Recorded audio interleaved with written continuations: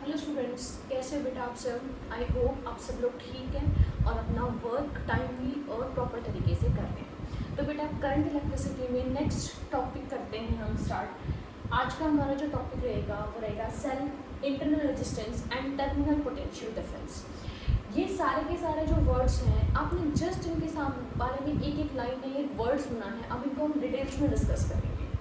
तो सबसे पहले चलते हैं बेटा इन प्रॉपर इसके डिस्कशन में जाने से पहले आपके लिए क्वेश्चन है छोटा सा कि जब हमने करंट पढ़ना स्टार्ट किया था तो हमने कहा था कि भाई ये रहा मेरा सेल और यहाँ पे लगा दो ये कंडक्टर, मान लो ये कंडक्टर है। तो इसमें हो क्या रहा है एक्चुअली में, तो सबसे पहले हमने समझते हैं कि इसमें होता क्या है। इसमें ये होता है बेटा कि आपको पता है कि वैसे तो करंट जो होता है वो इलेक्ट्रॉन के फ्लो की वजह से होता है, पर आपको ये भी पता है कि इलेक्ट्रोलाइट्स जहाँ पे पॉजिटिव चार्ज कैरियर्स भी होते हैं, नेगेटिव चार्ज कैरियर्स भी होते हैं, वहाँ पे करंट तो दोनों की वजह से हो सकता है। आपने कुछ ऐसे क्वेश्चंस भी किए हैं जिसमें कोई ज़रूरी नहीं कि इलेक्ट्रॉन ही मूव करे, जिसकी अवेलेबिलिटी है वो मूव कर सकता है। अगर हमारे पास पॉजिटिव चार्ज प्रेजेंट है जो मूव कर सकता है तो वो भी तो करंट बना सकता है ना। तो हम अपने क्वेश्चन को ईजी से समझने के लिए हम ये मान के चलते हैं कि हमारे कंडक्टर के पास कुछ पॉजिटिव चार्ज पार्टिकल हैं और ये पॉजिटिव चार्ज पार्टिकल तब मूव करेंगे तो करंट बनेगा। तो आपने एक प्रोसीजर सीखी थी बेटा, वो क्या था कि जैसे देखो यहाँ पे ये बैटरी का आप कहते हैं कि इसका V पोटेंशियल डिफरेंस है। इसका मतलब क्या है, अगर ये टर्मिनल 0 के ऊपर है तो डेफिनेटली ये टर्मिनल V पोटेंशियल के ऊपर है। ठीक है, आप कहते हैं कि मान लो कि यहाँ पे एक पॉजिटिव चार्ज पार्टिकल है, अब बेटे यहाँ पे पोटेंशियल V है तो यहाँ पे पोटेंशियल एनर्जी कितनी होगी, तो हम कह सकते हैं अगर ये चार्ज Q है तो यहाँ पे Q into V potential energy होगी। ये वाला जो पॉइंट है यहाँ पे ये एनर्जी अवेलेबल है। फिर ये इलेक्ट्रॉन या फिर आपका पार्ट जो भी चार्ज पार्टिकल है वो घूम फिर के कंडक्टर के पास जाता है। ये क्या वायर है बेटा, ये इनको बोलते हैं कनेक्टिंग वायर। क्या बोलते हैं, कनेक्टिंग वायर। कनेक्टिंग वायर में जब हम एक असम्पशन लेके चलते हैं बेटा, आपने कभी भी ये नहीं कहा होगा, देखो आप ये कहते हो अगर ये V पोटेंशियल है ना तो आप कहते हो सारा का सारा पोटेंशियल किसने ले लिया, इस कंडक्टर ने ले लिया। आप इसको कंडक्टर बोल दीजिए, आप इसको रजिस्टर बोल दीजिए या यहाँ पे कोई डिवाइस बोल दीजिए। ठीक है, जैसे अगर आप क्वेश्चन करते हैं इस तरीके से तो आप क्या कहते हैं, देखो आप ये कहते हैं कि भाई अगर ये V पोटेंशियल डिफरेंस है, ये सारा का सारा पोटेंशियल डिफरेंस कहाँ आ जाता है, ये इस रजिस्टर के पास आ जाता है। तो ये कनेक्टिंग वायर में हम ये मानते हैं कि चार्ज इजीली फ्लो करता है, इसका रेजिस्टेंस 0 होता है। आपको पता है ओम्स को कहता है V = IR। मतलब अगर कोई भी एक रजिस्टर है जिसका रेजिस्टेंस R है और उसके अंदर से I करंट फ्लो कर रहा है तो वो अपने पास कितना ड्रॉप ले लेता है, V = IR का ड्रॉप लेता है। अब एक बात सोचो, अगर करंट 0 हो गया तो ड्रॉप भी कितना हो गया, 0। अगर रेजिस्टेंस 0 हो गया तो भी ड्रॉप कितना हो गया, 0। अब कंडक्टिंग वायर है, कनेक्टिंग वायर है, इसमें करंट तो फ्लो कर रहा है लेकिन इसमें कोई ड्रॉप नहीं है। क्यों, क्योंकि हम ये मान के चलते हैं इसका रेजिस्टेंस होता है 0। तो आप एक छोटा सा पॉइंट ध्यान रखना कि हम कनेक्टिंग वायर, ये हमारा असम्पशन होता है, कनेक्टिंग वायर का जो रेजिस्टेंस है वो हम मान के चलते हैं 0, इसलिए कनेक्टिंग वायर में कोई ड्रॉप नहीं होता। तो हम ये कहेंगे अगर कनेक्टिंग वायर में कोई ड्रॉप नहीं है, मतलब कोई एनर्जी का लॉस नहीं हो रहा, करंट इजीली मूव कर रहा है वहाँ पे, तो ये चार्ज पार्टिकल अपनी इस पूरी एनर्जी के साथ कहाँ पहुँचेगा, यहाँ पहुँच जाएगा। तो हम कह सकते हैं यहाँ पे पार्टिकल पहुँचा QV एनर्जी के साथ। अब ये पार्टिकल जैसे ही अंदर जाएगा तो इसको बहुत सारे इलेक्ट्रॉन्स मिलेंगे, बहुत सारे एटम्स मिलेंगे जिनके साथ क्या करेगा, ये कोलाइड करेगा। और ध्यान रखना बेटा हर कॉलिजन के अंदर ये अपनी एनर्जी कंडक्टर को ट्रांसफर करता है। देखिए ध्यान रखना, आपको ये पता है कि कॉलिजन्स होते हैं और हर कॉलिजन में एनर्जी ट्रांसफर होती है, एनर्जी ट्रांसफर। अब आप सोच रहे होंगे मैम अगर कोई दो चीज़ टकराती है तो वो तो एनर्जी हीट में चली जाती है। बेटा सारी एनर्जी हीट में नहीं जाती, बेसिकली यही वो प्रोसेस है। जैसे आप कह रहे हैं कि आपका बल्ब जल गया, ये आपकी बैटरी है, आपने यहाँ पे बल्ब लगाया, बल्ब ग्लो करने लग गया। ठीक है, बल्ब में क्या प्रोड्यूस हो रहा है, बल्ब गर्म भी हो रहा है, बल्ब में हीट भी प्रोड्यूस हो रही है, लेकिन बल्ब ग्लो कर रहा है मतलब उसमें लाइट भी प्रोड्यूस हो रही है। वो लाइट कहाँ से आई, लाइट भी तो एक फॉर्म ऑफ एनर्जी है ना। जैसे आप कहते हैं कि एक छोटा बच्चा बोलेगा कि बैटरी ने इलेक्ट्रिकल एनर्जी दी और वो बैटरी ने इलेक्ट्रिकल एनर्जी दी, वही इलेक्ट्रिकल एनर्जी इस बल्ब में लाइट एनर्जी बन गई। पूरा प्रोसेस समझिए क्या होता है। देखिए फिर से ध्यान से रिपीट करते हैं, यहाँ पे एक पार्टिकल है Q, पॉजिटिव पार्टिकल ले रहे हैं, क्योंकि पॉजिटिव पार्टिकल जिस डायरेक्शन में जाएगा करंट भी उसी डायरेक्शन में जाएगा। यहाँ का पोटेंशियल है V, तो Q इंटू V यहाँ पे हो गई पोटेंशियल एनर्जी। अब ये एनर्जी के साथ जैसे ही ये पार्टिकल कंडक्टर के पास जाएगा, जैसे ही कोलिजन होगा, ये अपनी एनर्जी को ट्रांसफर करेगा। किसको ट्रांसफर करेगा? ड्यूरिंग कोलिजन एनर्जी ट्रांसफर होगी, मतलब जो भी पॉजिटिव या नेगेटिव जो भी आयन मूव कर रहा है वो अपनी कंडक्टर को एनर्जी ट्रांसफर करेगा, और उसकी खुद की एनर्जी कम होती जाएगी, कम होती जाएगी, कम होती जाएगी।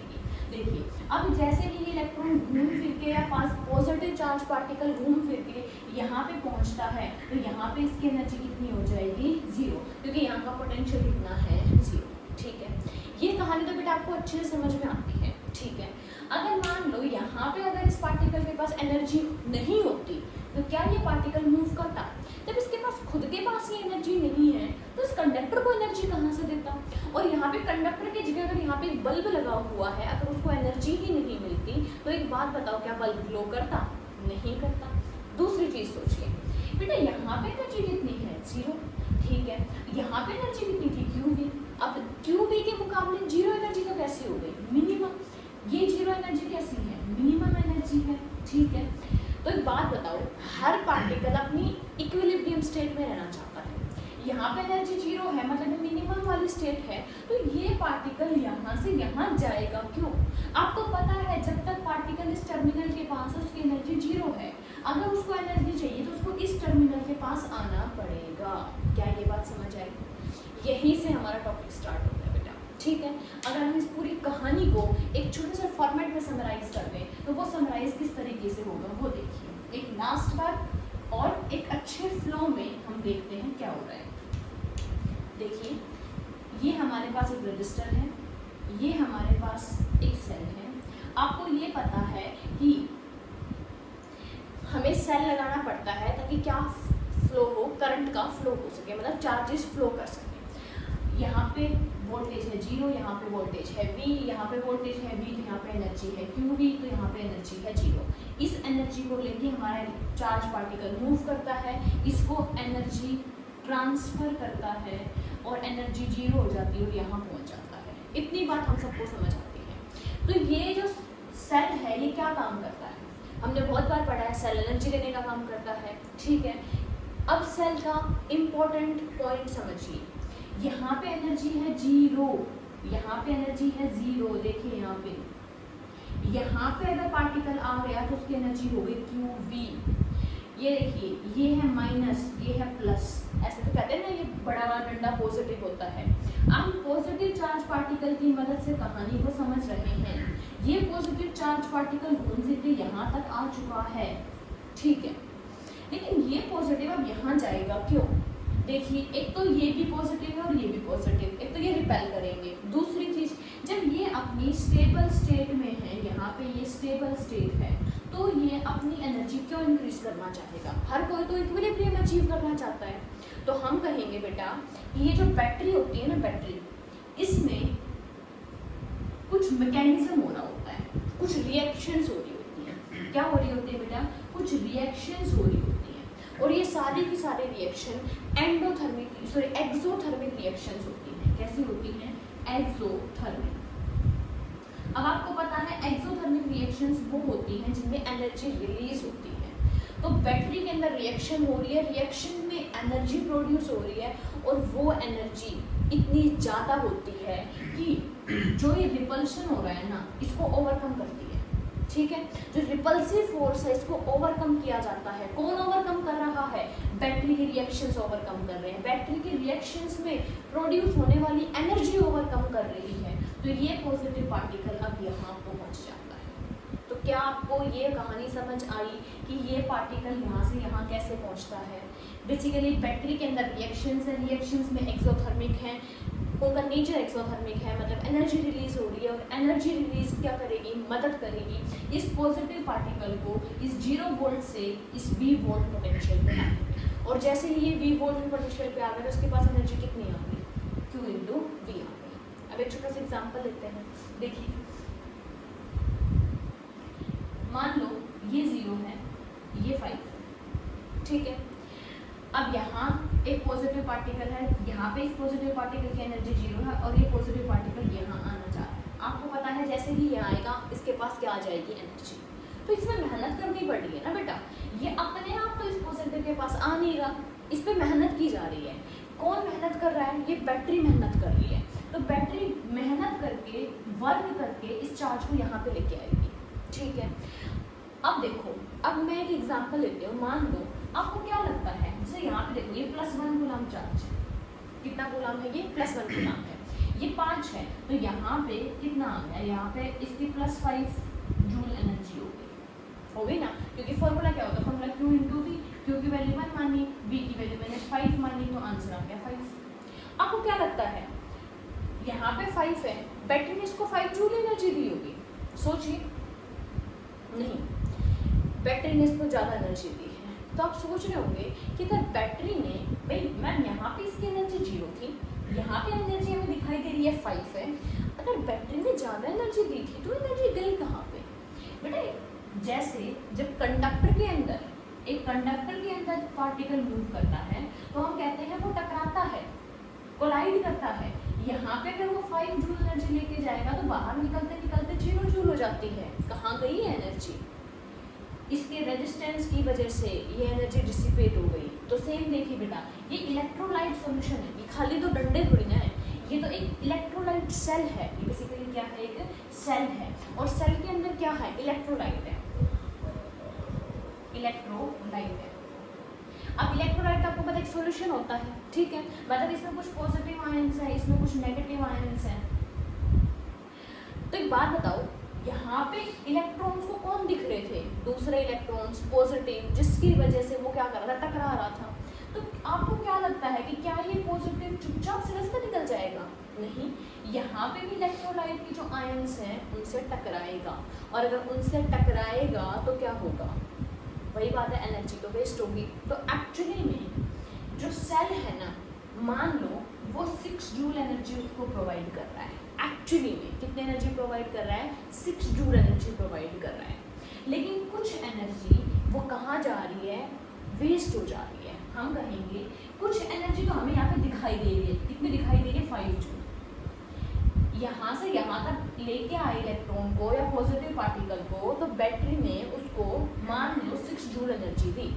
जो 5 जूल एनर्जी है वो तो हमें दिखाई दे रही है कि हाँ भाई देखो, यहाँ पे इलेक्ट्रॉन खड़ा होकर बता रहा है, ये पॉजिटिव पार्टिकल खड़ा होकर बता रहा है कि इस बैटरी की मदद से मैं यहाँ से यहाँ पहुँच गया और मेरे पास 5 जूल एनर्जी है। अब ये 5 जूल एनर्जी मैं किसको दे सकता हूँ, रजिस्टर को दे सकता हूँ, और ये एनर्जी रजिस्टर यूज़ कर सकता है। लेकिन बैटरी ने एक्चुअली में 6 जूल एनर्जी दी थी। ये वो वाली कहानी हो गई, मम्मी आपको बाजार भेज रही है सामान लेके आने में, तो कुछ आप अपना हिस्सा भी तो काटते हो ना उसमें से, तो वो वही है। टोटल अमाउंट कितना दिया गया, 6 जूल का। ये कितना शो कर रहा है यहाँ पे कि भाई यहाँ पे मेरे पास बाजार कितनी एनर्जी है, 5 जूल है। तो बची हुई एनर्जी कहाँ गई, एक्चुअली में बची हुई एनर्जी इलेक्ट्रोलाइट के अंदर से जब ये मूव कर रहा था तो वहाँ पे वेस्ट हो गई। ये 1 जूल एनर्जी है, ये वेस्ट हो गई, waste due to electrolyte. Electrolyte के जो पार्टिकल्स हैं उससे टकराने के अंदर वेस्ट हो गई, ठीक है। तो ये क्या है, ये तो बैटरी के अंदर की कहानी है ना बेटा। ये 1 जूल एनर्जी कब खर्च हुई है, जब बैटरी के नेगेटिव से बैटरी के पॉजिटिव, देखो 2 चीज़ें हैं। हम ऐसे बैटरी बना रहे हैं, अब तक हम पढ़ते थे कि पॉजिटिव पार्टिकल ऐसे मूव कर रहा है, लेकिन अभी हम क्या पढ़ रहे हैं कि यहाँ तक तो पॉजिटिव वो पहुँचा चुके हैं, अब यहाँ से यहाँ भी पहुँचाना है। तो ये सारी कहानी बैटरी के अंदर हो रही है। तो बैटरी के अंदर जो इलेक्ट्रोलाइट प्रेजेंट है उसकी वजह से एनर्जी वेस्ट हुई है, इसलिए हम कहते हैं ये एक इंटरनल रेजिस्टेंस, बैटरी के अंदर का रेजिस्टेंस है जिसकी वजह से एनर्जी खर्च हुई है। तो इसको हम बोलते हैं कि ये कहाँ गई, इंटरनल रेजिस्टेंस के पास चली गई, ठीक है। वेस्टेज ड्यू टू इलेक्ट्रोलाइट आप कह सकते हो ड्यू टू इंटरनल रेजिस्टेंस। तो क्या आपको दूसरी टर्म समझ आई, इंटरनल रेजिस्टेंस। अब आपको वो क्वेश्चन समझ आया होगा थोड़ा सा कि भाई मतलब एक इंटरनल रेजिस्टेंस नाम की चीज़ होती है, ठीक है। इंटरनल रेजिस्टेंस क्या होता है कि जब हम बैटरी के अंदर पार्टिकल को मूव करवा रहे हैं, जब उसको जो डिफिकल्टी आ रही है, तब उसको जो ऑपोजिशन आ रहा है, वही उसका इंटरनल रेजिस्टेंस कहलाता है। ठीक है, तो आपको क्या है, 2 टर्म्स क्लियर है बेटा। आपको कंसेप्ट अच्छे से क्लियर होना चाहिए। डेफिनेशन तो सिर्फ एक छोटी सी एक लाइन है जिसको हम कभी भी नोट डाउन कर सकते हैं। तो आपको ये जो कभी समझाया है कि भाई यहाँ से यहाँ तो पार्टिकल आराम से आ रहा है, कि आपको सारी कहानी अपनी कॉपी में लिखनी है। क्या लिखना है, ध्यान से सुनिए। 0 पोटेंशियल, ये V पोटेंशियल, यहाँ पे एनर्जी है QV, ये एनर्जी क्या करेगा, यहाँ लेके जाएगा पार्टिकल, इसकी रेजिस्टेंस में वेस्ट हो जाएगी एनर्जी, वापस आ जाएगा बैटरी के पास, खत्म हो गई मेरी एनर्जी, 0 हो गई, मुझे फिर से एनर्जी दे दो। यहाँ आके अब वो मन में सोचेगा भाई मैं तो स्टेबल हूँ, मैं क्यों जाऊँ एनर्जी लेने के लिए, मैं यहीं की यहीं रुक जाता हूँ। लेकिन फिर बैटरी में रिएक्शंस होंगी, रिएक्शंस एक्सोथर्मिक होंगी, वो एक्सोथर्मिक रिएक्शंस में जो एनर्जी मिलेगी, उस एनर्जी की मदद से ये बैटरी इस पॉजिटिव को वापस से इस पॉजिटिव टर्मिनल के ऊपर लेके आएगी। अब जितनी एनर्जी बैटरी देगी, उसमें से कुछ एनर्जी उसके इंटरनल रेजिस्टेंस में खर्च हो जाएगी, उसकी टक्कर करने में खत्म हो जाएगी इससे इलेक्ट्रोलाइट के पार्टिकल से, और कुछ एनर्जी यहाँ पे बच जाएगी। इस बची हुई एनर्जी को वो अपने सर्किट को दे देगा, ठीक है ना। इस एनर्जी से वो सर्किट के अंदर जो उसको काम करना है वो काम कर सकता है। ये सारे की सारी कहानी आपको अपने वर्ड्स के अंदर अपनी नोटबुक में लिखनी है। हम बोर्ड पे सिर्फ टू द पॉइंट डेफिनेशंस को लिखेंगे, ठीक है। तो देखिए बेटा, ये सब यहाँ तक आप पहले वीडियो पॉज कीजिए और अपनी नोटबुक के अंदर ये सारी चीज़ें नोट डाउन करें, क्योंकि ये कहानी आपको कॉन्सेप्ट समझने में काम आएगी, चाहे ये पेपर में कोई ना पूछे। और फिर हम इसकी टेक्निकल डेफिनेशन की तरफ चलेंगे।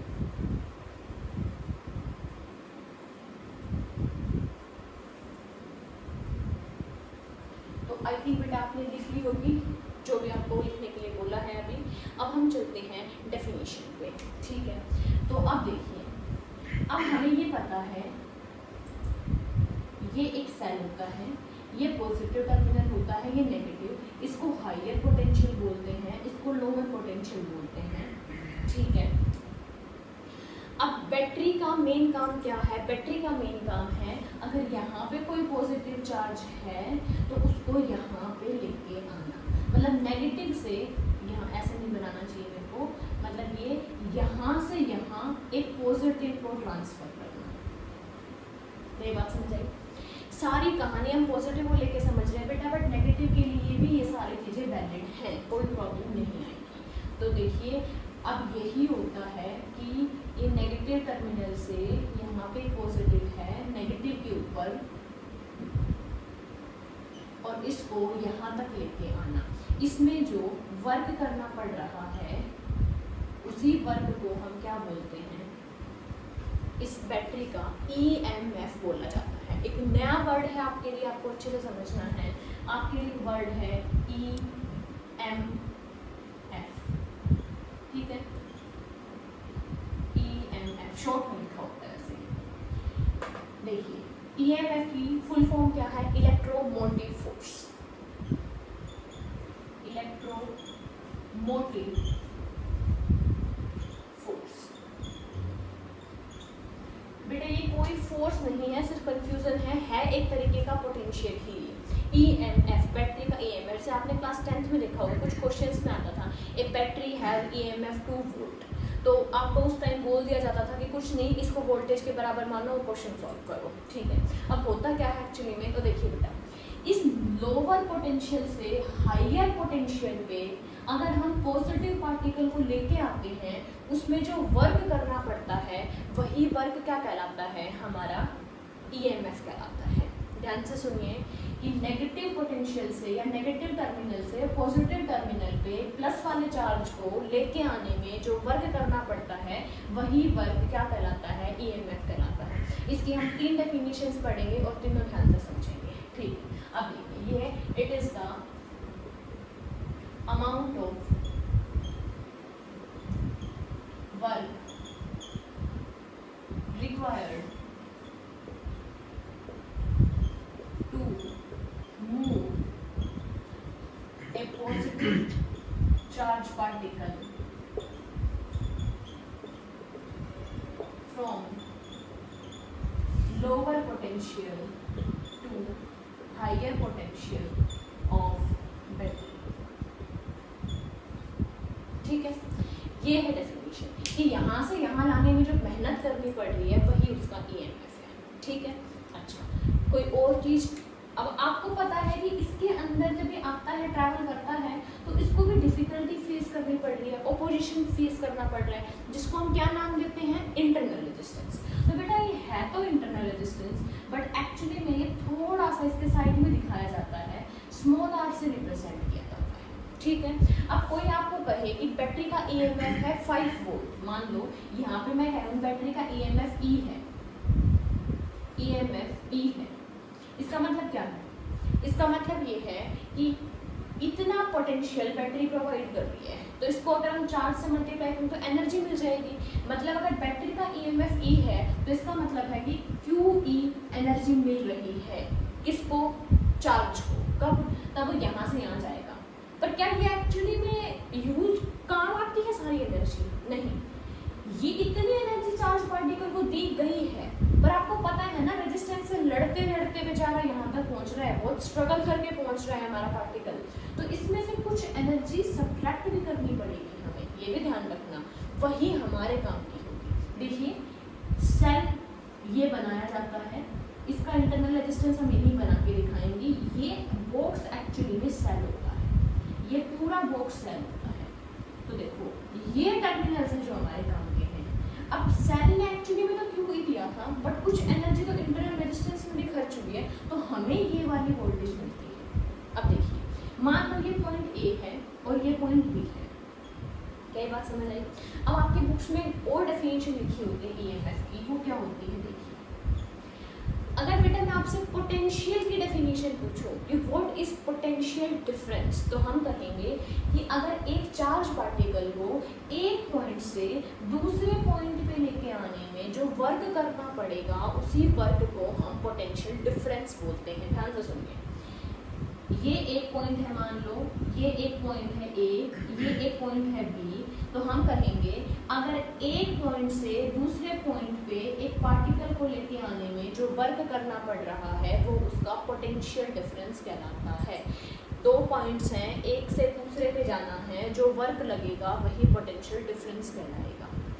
लेकिन बैटरी क्या कर रही है, बैटरी मैंने आपको समझाया यहाँ पे पार्टिकल की एनर्जी 0 है, फिर वो यहाँ से यहाँ भेज रही है। जो हमारी फर्स्ट डेफिनेशन है वो कह रही है कि यहाँ से यहाँ भेजने में जो मेहनत करनी पड़ रही है वही हमारा क्या है, EMF है। इसको हम टर्म्स में और समझ सकते हैं। देखिए जब आप यहाँ से यहाँ एक पार्टिकल को भेजेंगे तो ठीक है, कुछ लड़ाई लड़ने में उसकी एनर्जी खर्च हो गई, पर यहाँ पे वो फुल एनर्जी के साथ आता है ना। मान लो अभी एग्जाम्पल दिया था कि जैसे ही ये यहाँ पहुँचा, बैटरी ने इसकी पॉकेट में 6 जूल एनर्जी डाल दी, ले गई तो 6 जूल ले और खुश रहे। अब इस 6 जूल में से 1 जूल एनर्जी तो इंटरनल रेजिस्टेंस की वजह से खर्च हो गई, यहाँ पे 5 जूल बची। अब देखो फिलहाल तो एनर्जी है ना इसके पास, इस एनर्जी की मदद से ये वापस घूम फिर के यहाँ आ जाएगा। बात समझ आई, देखो सर्कल पूरा हो गया। यहाँ से शुरू किया था, यहाँ से इसने 6 जूल एनर्जी दी थी। अब 6 जूल को आपने कैसे समझा, 1 जूल तो खर्च हो गई कहाँ, इंटरनल रेजिस्टेंस में, फिर वो यहाँ पहुँच गया ना, ये इंटरनल रेजिस्टेंस को कवर करके पहुँच गया, और फिर वो बची हुई 5 जूल की मदद से वो यहाँ वापस फिर से पहुँच गया, तो सर्कल पूरा हो गया। तो मतलब अगर एक पॉइंट से दूसरे पॉइंट पे लेके जाने में जो वर्क करना पड़ता है उसको तो पोटेंशियल बोलते हैं, पोटेंशियल डिफरेंस बोलते हैं। लेकिन अब यहाँ से यहाँ लेके आओ और फिर वापस यहाँ लेके आओ, उसको EMF बोलते हैं। चाहे आप ये कह दो बेटा कि यहाँ से यहाँ लेके आना है, या कह दो कंप्लीट। अब बोलते इसमें फर्क है ना, यहाँ से यहाँ लेके आ रहे हैं और कंप्लीट में तो फर्क है, इसमें बराबर कैसे हुआ बेटा। जब यहाँ से यहाँ ला के छोड़ दोगे ना, तो आप ये कहोगे कि जब ये यहाँ आ जाता है तो इसके पास एनर्जी है, इस एनर्जी से यहाँ से वापस भी तो आ सकता है ना, कोई प्रॉब्लम नहीं है उसमें। तो हमारी एक और डेफिनेशन है EMF की कि the amount of work required to move a positive charge particle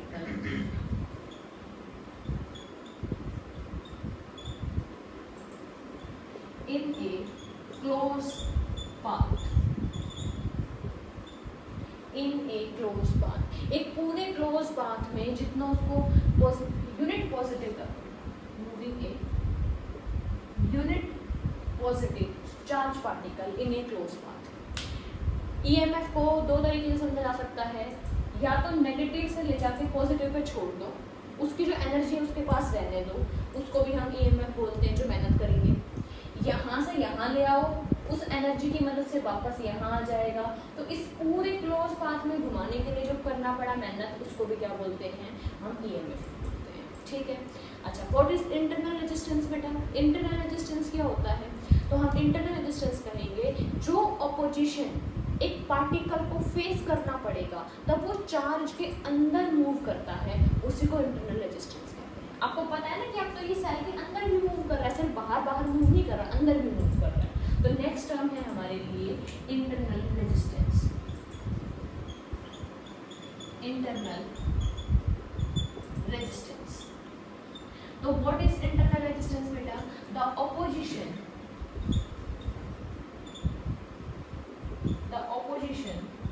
offered by the cell to the charge particle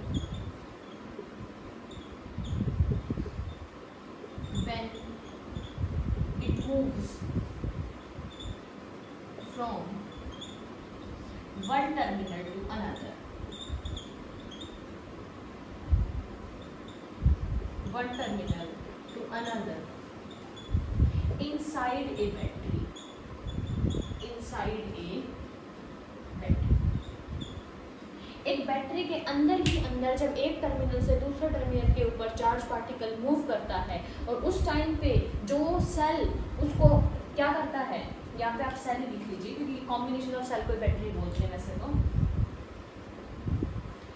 उसको ऑपोजिशन प्रोवाइड करता है, उसी ऑपोजिशन का नाम इंटरनल रेजिस्टेंस होता है। इसको बेटा हम स्मॉल आर से रिप्रेजेंट करते हैं। किससे रिप्रेजेंट करते हैं? स्मॉल आर से रिप्रेजेंट करते हैं। ठीक है, अच्छा, ये किन किन फैक्टर्स पे डिपेंड करता है, अब ये डिस्कस कर लेते हैं। तो हम नेक्स्ट कहेंगे कि फैक्टर्स ऑन विच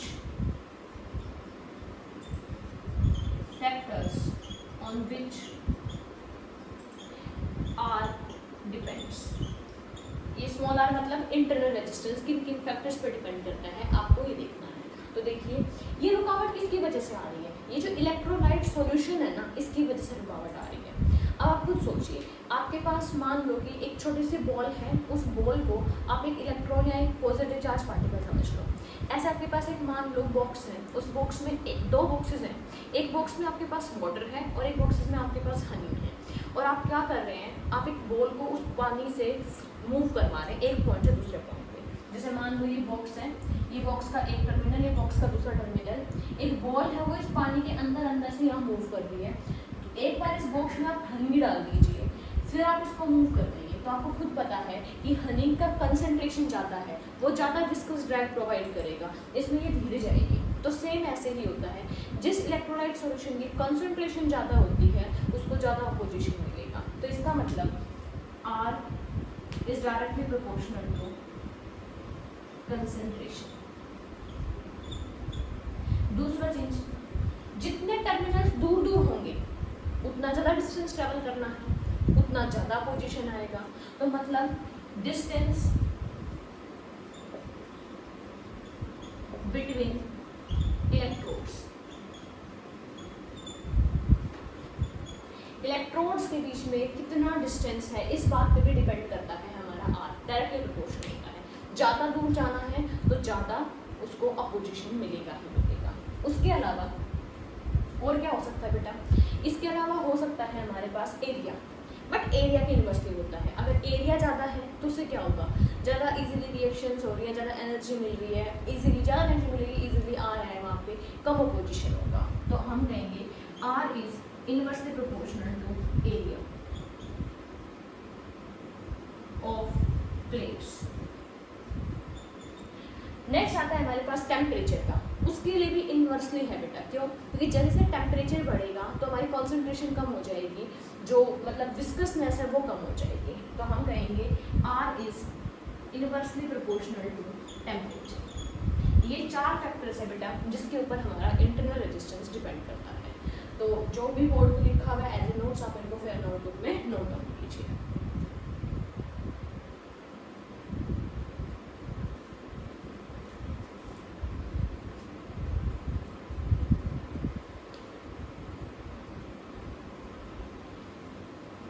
इनको नोट करना है बेटा, और साथ में आपको अपने क्वेश्चंस भी करने हैं,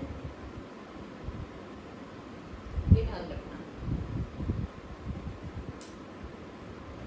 अब नेक्स्ट है हमारे पास बेटा, हमने सेल के बारे में पढ़ा, इंटरनल रेजिस्टेंस के बारे में पढ़ा।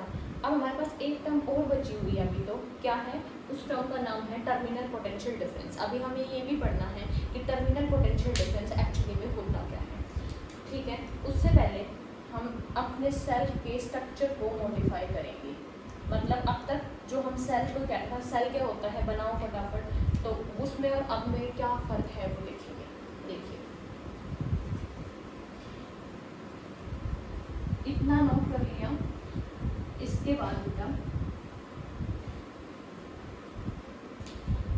अब तक क्लास 10 तक किसी बच्चे को बोलो सेल बनाओ, तो एक ये बड़ा डंडा एक छोटा डंडा बन गया सेल।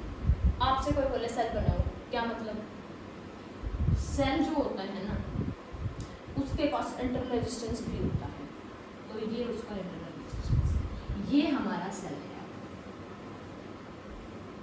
और ये हमारे सेल के टर्मिनल्स, ठीक है। ये पॉजिटिव टर्मिनल, ये नेगेटिव टर्मिनल। आपको ये आपसे पूछे ईएमएफ क्या है, ईएमएफ वो है जो सेल प्रोवाइड करेगा। तो फिर टर्मिनल पोटेंशियल डिफरेंस क्या है, देखिए बेटा टर्मिनल्स वर्ड से क्लियर है, ये रहे इसके टर्मिनल्स, ये सेल के दोनों टर्मिनल्स के पास कितनी पोटेंशियल डिफरेंस है।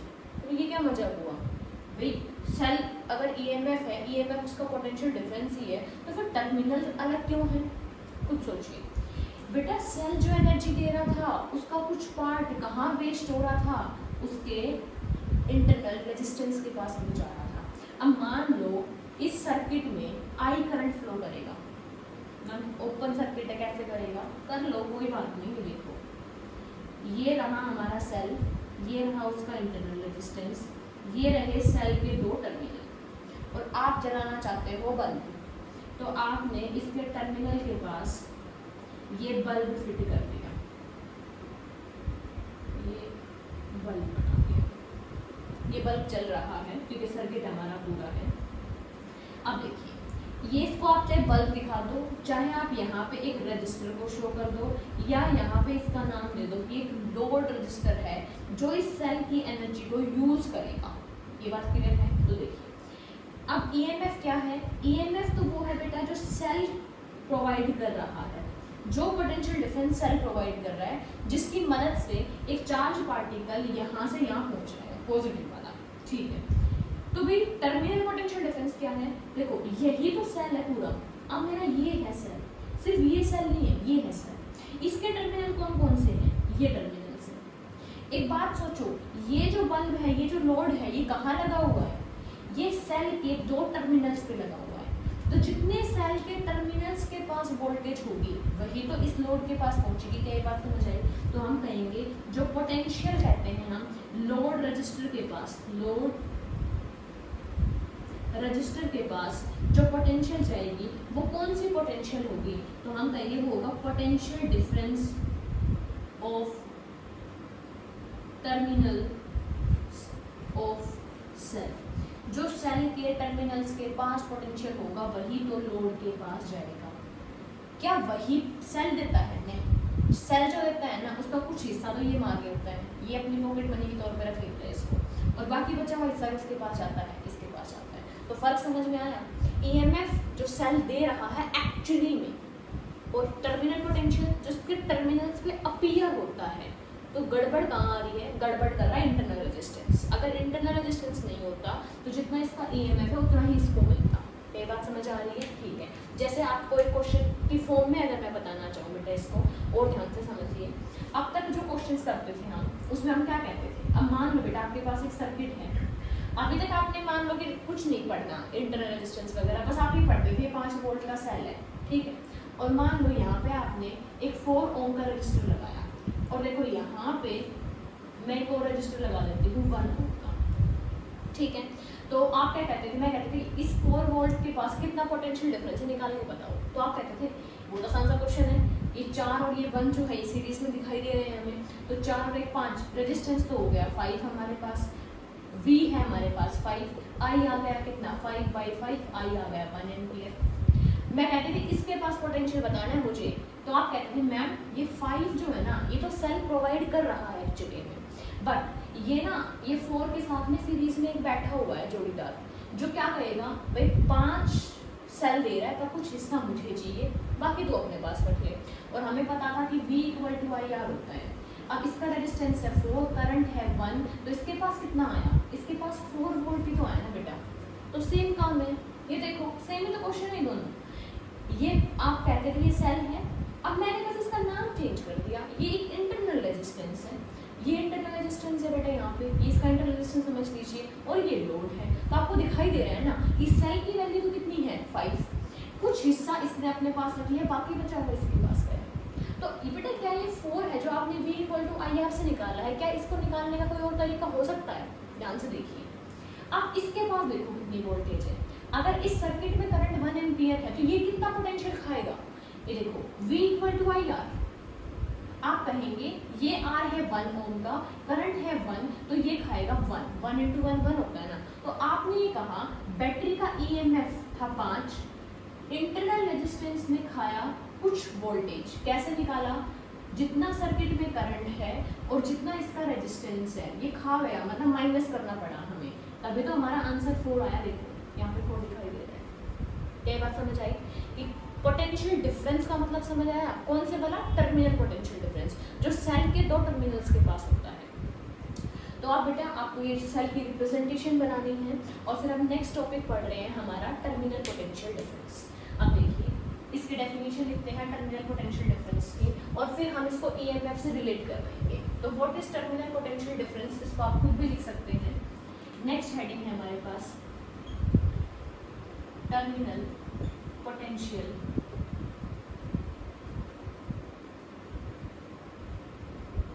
डिफरेंस। इसको बेटा टर्मिनल वोल्टेज भी बोल सकते हो, कोई प्रॉब्लम नहीं है। तो क्या होता है terminal potential difference? Terminal potential difference होता है the potential difference appears across the terminals of a cell.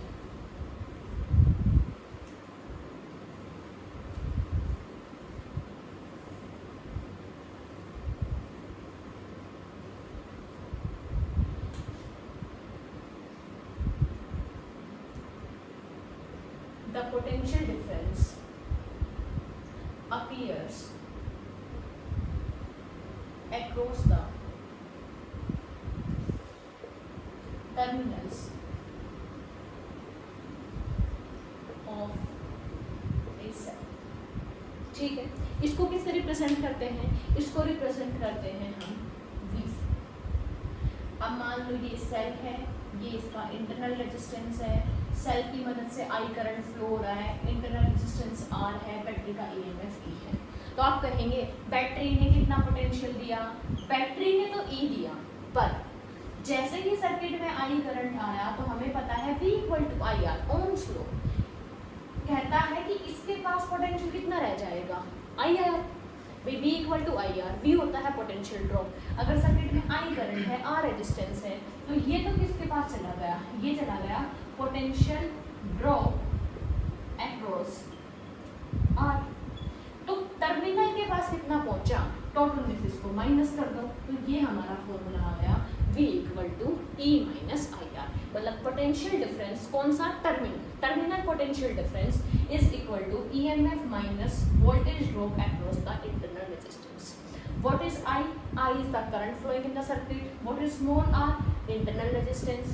Terminal potential difference. EMF of the battery. अब देखिए बेटा क्या EMF कभी भी V के बराबर हो सकता है?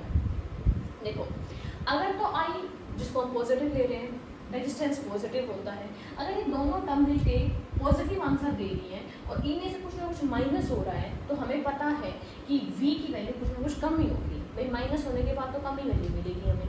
लेकिन देखो इफ I is 0, सर्किट में करंट ही फ्लो ना करे, आप सोचोगे ऐसा कब हो सकता है? ऐसा तब हो सकता है तभी हमारे एंड ओपन हो। आपको पता है ना करंट फ्लो होने के लिए सर्किट तो क्लोज होना चाहिए, तो हम कह सकते हैं ओपन सर्किट में ऐसा हो सकता है। कहाँ हो सकता है बेटा? ओपन सर्किट में। तो ओपन सर्किट का मतलब है ये देखो सेल है, ये बैटरी है, सॉरी इसका इंटरनल रेजिस्टेंस रेजिस्टेंस है, इसको आपने किसी भी सर्किट में नहीं लगा रखा, इसको बोलते हैं ओपन सर्किट। ओपन सर्किट है तो करंट कितना है, जीरो। अब सोचो अगर करंट जीरो है तो इस इक्वेशन में पुट करो, तो अगर हम इक्वेशन नंबर 1 को यूज करते हैं I is equal to zero के लिए, तो V इक्वल टू E हो जाएगा। यहाँ से हमारे पास EMF की एक और डेफिनेशन आती है कि EMF of a cell is equal to the potential difference across the terminals when the circuit is open।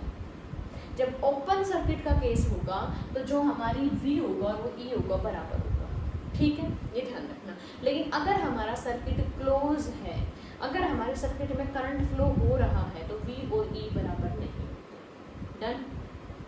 और क्या चीज़ें पढ़नी है हमें, अब हमें बेटा दो इम्पोर्टेंट ग्राफ पढ़ने हैं, ठीक है, यहाँ तक नोट डाउन करो फटाफट, फिर हम दो इम्पोर्टेंट ग्राफ की तरफ चलेंगे। अब हमारे पास इक्वेशन आ चुकी है V equal to I R. क्या इक्वेशन है बेटा, V equal to I R, जहाँ पे I है current flowing in the circuit. देखिए ग्राफ बनाइए, वीडियो को पॉज करके आपको खुद से ग्राफ बनाना है, किस किस के बीच में आप ग्राफ बनाएंगे, V एंड I के बीच। वोल्टेज कौन सी वाली, टर्मिनल पोटेंशियल वाली, और करंट के बीच में, ठीक है। सभी ने ट्राई करना है वीडियो पॉज करके, आई थिंक सभी ने किया होगा बेटा। तो देखिए हम क्या करेंगे कि V और I के बीच में बनाना है, ये रहा मेरा V और ये रहा मेरा I। तो क्या था, मुझे स्ट्रेट लाइन दिख रही है, तो y is equal to M X plus सी।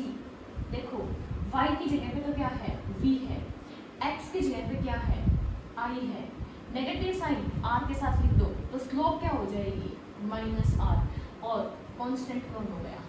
यहाँ पे कौन सा ग्राफ बनेगा भाई, स्ट्रेट लाइन का मतलब ना कि कैसे भी स्ट्रेट बना दोगे। मान लो ये I है, ये हमारी v है, टर्मिनल पोटेंशियल डिफरेंस, तो आप कहेंगे इंटरसेप्ट तो है पॉजिटिव, तो ये रहा पॉजिटिव इंटरसेप्ट, और स्लोप है नेगेटिव, ये देखिए, ठीक है। इंटरसेप्ट है पॉजिटिव और इंटरसेप्ट कौन है, E, तो ये क्या है, ये कौन सी वैल्यू है, ये E है, ठीक है। और ये स्लोप क्या है, ये जो स्लोप है ये माइनस ऑफ R है, ये ठीक है। क्या ये बात समझ आ रही है बेटा, क्लियर। तो ये हमारा आज का फर्स्ट ग्राफ था। इसके अलावा क्या और कोई ग्राफ भी आता है, हाँ एक ग्राफ और इम्पोर्टेंट है हमारे पास। मान लो अब आप अपने सेल को एक एक्सटर्नल सोर्स से कनेक्ट करते हैं, एक्चुअली इसको सोर्स नहीं बोले, इसको लोड बोलेंगे। एक एक्सटर्नल रेजिस्टेंस से कनेक्ट कर दो तो क्या होगा, ये इंटरनल रेजिस्टेंस है, ये एक्सटर्नल रेजिस्टेंस है, बैटरी का EMF E है। घबराओ मत, क्वेश्चन आसान है। देखिए इस सर्किट में करंट निकाल सकते हो बिल्कुल सिंपल तरीके से, ज़्यादा टेंशन नहीं लेनी। हम कहेंगे EMF कितना है भाई, देखो हमें पता है I होता है V/R, V नेट और R नेट। V मतलब पोटेंशियल डिफरेंस, कौन दे रहा है पोटेंशियल डिफरेंस, सेल कितना दे रहा है E, तो हम कहेंगे I निकालना चाहते हैं E। R नेट, देखो दो R दिखाई दे रहे हैं, किसमें है, सीरीज में, सीरीज का आंसर क्या होगा, small r plus capital R, तो I is equal to E upon small r plus capital R। ये इस सर्किट में करंट फ्लो करेगा, तो इसका टर्मिनल पोटेंशियल डिफरेंस कितना होगा, E माइनस IR होगा, ठीक है। वैल्यू पुट करो फटाफट, देखिए E I की वैल्यू पुट करो, E upon R plus R और इंटू स्मॉल r। एलसीएम ले सकते हो, फटाफट ले, एलसीएम आएगा R प्लस R, ये से मल्टीप्लाई होगा E capital R plus E small r और माइनस E स्मॉल r, ये हो गया कैंसिल। तो V की वैल्यू आ गई E R upon R plus R, ठीक है।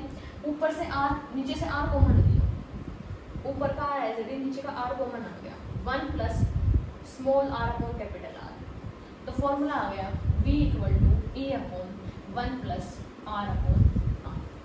क्यों निकाला, क्योंकि हमें ग्राफ बनाना है, graph between V and R। तो देखिए क्या हुआ, एक काम करते हैं, जीरो पुट करते हैं, इसको जीरो पुट करोगे 1/0 क्या होगा, इन्फिनिटी, इन्फिनिटी प्लस 1 क्या होगा, इन्फिनिटी, 1/∞ क्या होगा, 0। तो आपको दिखाई दे रहा है कि R की वैल्यू जो है तब 0 है, तो हमारे V की वैल्यू भी क्या आ गई, 0 आ गई, ठीक है। क्या ग्राफ स्ट्रेट लाइन होगी, डेफिनेटली नहीं, कहीं से कहीं तक नहीं दिख रहा भाई। V की पावर 1 है पर क्या R की पावर 1 है यहाँ स्ट्रेट लाइन ग्राफ नहीं होगा। मान लो आर की वैल्यू इनफाइनाइट है, देखो 1/∞ 0, ठीक है, 0 + 1 1, तो v की वैल्यू क्या आ गई e। अब आपको ये पता है कि यहाँ पे है मेरा v, यहाँ पे है मेरा r। जब r 0 था तो v भी 0 था, मतलब ग्राफ की स्टार्टिंग यहाँ से होगी। पर ग्राफ जैसे r को बढ़ाएंगे, r को बड़ा करो बेटा, अगर आप r को बड़ा करते हैं तो ये टर्म छोटी हो जाएगी, नेट टर्म छोटी होगी, नेट छोटी होगी तो आंसर बड़ा होगा, तो मतलब इंक्रीजिंग ग्राफ है ये। तो इसका इस तरीके से ग्राफ बनेगा, जैसे कि ये r इन्फिनिटी मतलब लार्ज वैल्यू लेगा, इन्फिनिटी किसके मुकाबले, इसके मुकाबले, तो वैसे वैसे ये हमारा पॉइंट EMF तक चला जाएगा, ठीक है।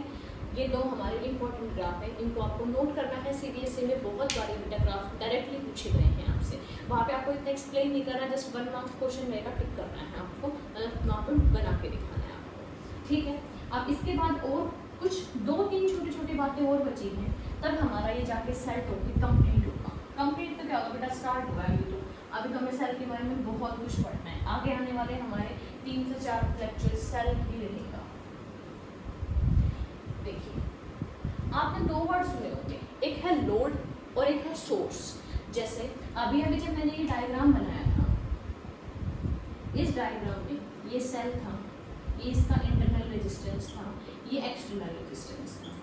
इस सर्किट में क्या होता है, इस एक्सटर्नल रेजिस्टेंस की जगह आप यहाँ पे एक बल्ब भी लगा सकते हैं, आप यहाँ पे कुछ भी लगा सकते हो, मर्जी है आपकी। बल्ब से लाइट रहती है, तो बल्ब क्या है, एक लोड का काम कर रहा है। आपके घर में जो भी अप्लायंसेज है, फ्रिज हो गया, ठीक है, आपका टीवी हो गया, ये क्या कर रहे हैं, मेन सप्लाई से एनर्जी ले रहे हैं, तो ये सारे लोड है हमारे लिए। तो बेटा ये लोड क्या करेगा, एनर्जी लेगा, और दे कौन रहा है एनर्जी, यहाँ से करंट निकल रहा है। देखो हम कहेंगे इस बैटरी की वजह से इस सर्किट में करंट फ्लो हो रहा है, और जिसकी वजह से ये बल्ब ग्लो कर रहा है, ये रेफ्रिजरेटर काम कर रहा है, तो ये क्या है, ये सोर्स है हमारा, ठीक है। इस प्रोसेस को एक नाम से और जानते हैं, इसको देखो, इस प्रोसेस में इस बैटरी को यूज किया जा रहा है, इस बैटरी की एनर्जी खर्च हो रही है, मतलब बैटरी डिस्चार्ज हो रही है। देखिए आप मार्केट से नया सेल लेके आइए, उसको अपने रिमोट में डालिए, फिर आप रिमोट को यूज कर रहे हैं, तो आपको पता है कि उस सेल की वजह से रिमोट काम कर रहा है। थोड़े दिनों बाद क्या होता है, हम कहते हैं सेल डेड हो गया भाई, सेल अब नया लेके आना पड़ेगा, या तो इसको चार्ज करो अगर वो चार्जेबल सेल है तो, नहीं तो नया सेल लेके आओ। वो क्या हो रहा है, एक्चुअली बैटरी की एनर्जी यूज हो रही थी, उस सेल की एनर्जी बार बार यूज हो रही थी, और एनर्जी धीरे धीरे कम हो गई हमारे पास। तो ये वो केस होता है, तब हम कहते हैं सेल इज डिस्चार्ज।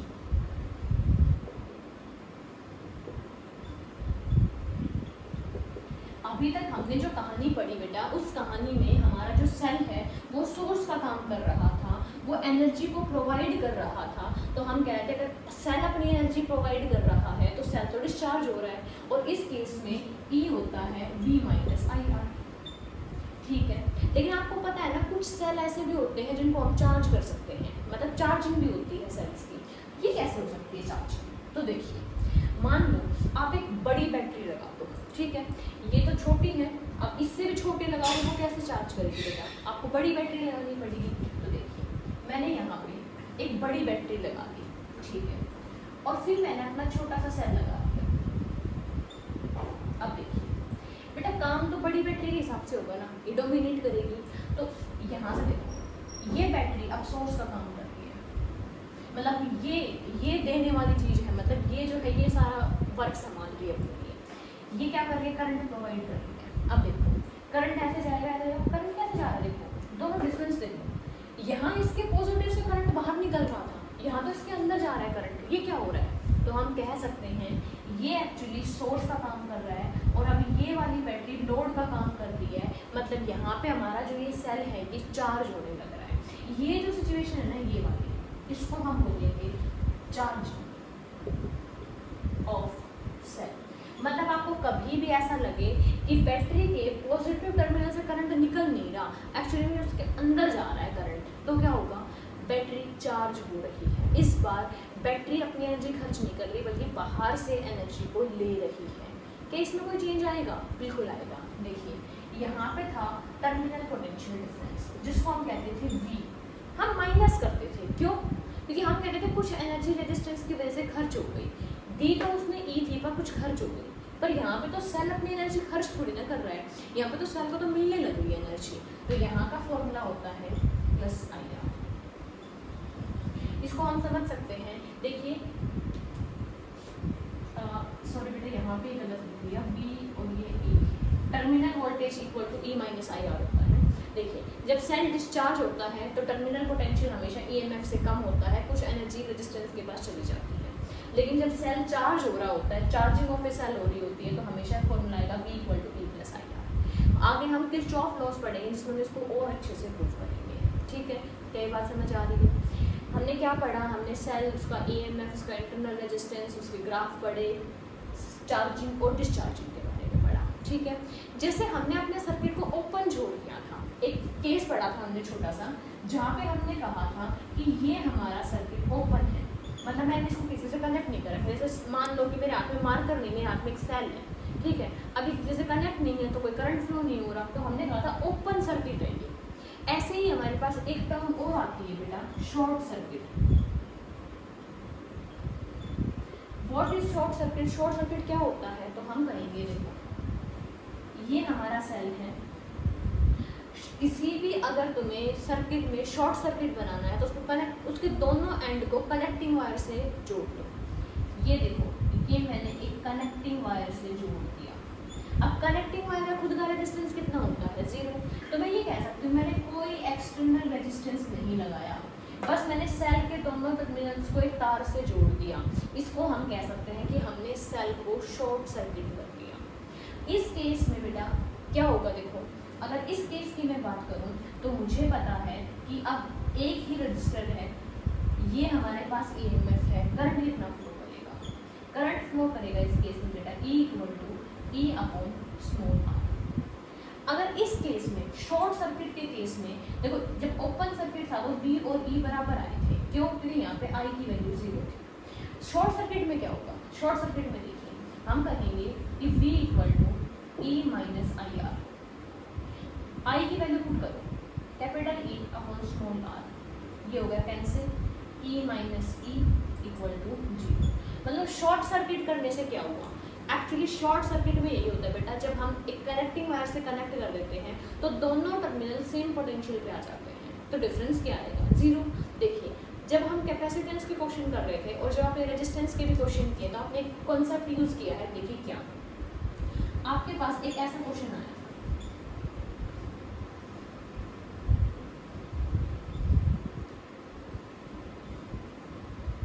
तो आपने ये कहा था कि यहाँ का पोटेंशियल अगर V है ना, अब देखो तो आपने कहा था ये रजिस्टर आ गया, ये कुछ ना कुछ पोटेंशियल खाएगा, तो यहाँ का पोटेंशियल भी नहीं हो सकता। मतलब अगर मैंने इस पॉइंट को A नाम दिया था तो मैंने कहा था अब इसको दूसरा नाम देना पड़ेगा, लेकिन देखो मैंने कहा था यहाँ कोई रजिस्टर नहीं तो ये भी पॉइंट A, यहाँ कोई रजिस्टर नहीं ये भी पॉइंट A, यहाँ कोई रजिस्टर नहीं ये भी पॉइंट A।